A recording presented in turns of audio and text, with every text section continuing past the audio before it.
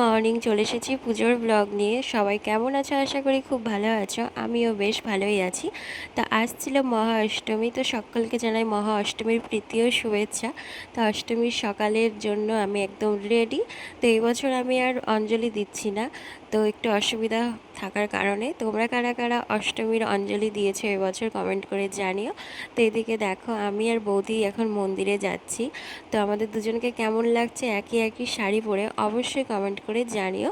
তো পুজো কিন্তু অনেকক্ষণ আগেই শুরু হয়ে গিয়েছে। তো শুধু আমি আর বৌদি একই একই শাড়ি পরিনি, আমার মাও কিন্তু একই শাড়ি পরেছে। এবছর আমরা একটু প্ল্যান করেই শাড়িগুলো নিয়েছি যে তিনজন মিলে একই শাড়ি পরবো তাই। তো মাকে এখন দেখতে পাওয়া যাচ্ছে না, সামনের দিকটাতে আছে। যখন সুযোগ পাবো তোমাদের সাথে অবশ্যই শেয়ার করব। তো এই যে দেখো, এদিকে পুজো হচ্ছিল, তাই এখানে বসে বসে আমি দেখছিলাম। আর আগের বছরও এত ভোরে অষ্টমীর পুজো ছিল যে আগের বছরও পুজো করা হয়নি। তো দেখো, পাশে ছিল রাধা গোবিন্দর মন্দির, তো একটু প্রণাম করে নিলাম। আর এখানে দেখো কতগুলো গোপু সোনারা বসে আছে।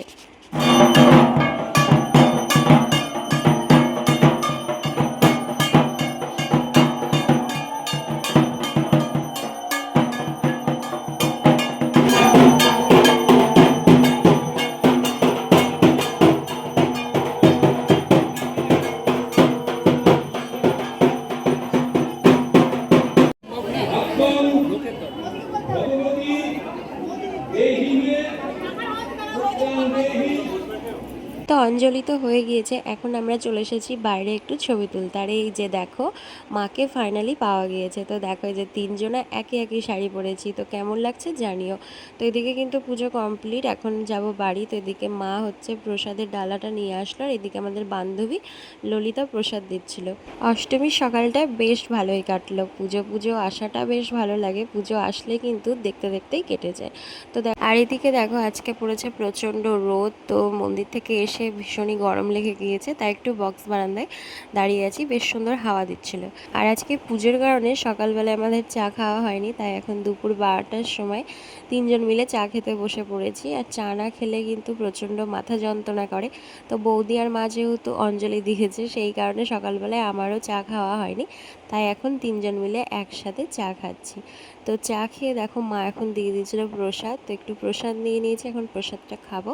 আর যেহেতু মা আজকে ভাত খাবে না, সেই কারণে মায়ের জন্য এখন ভাজছিল লুচি আর হচ্ছে বাঁধাকপির তরকারি, আর সাথে আরও কিছু রান্না হচ্ছিল যেগুলো আমরা খাবো। তো এদিকে দেখো, বাঁধাকপির তরকারিটাও কমপ্লিট।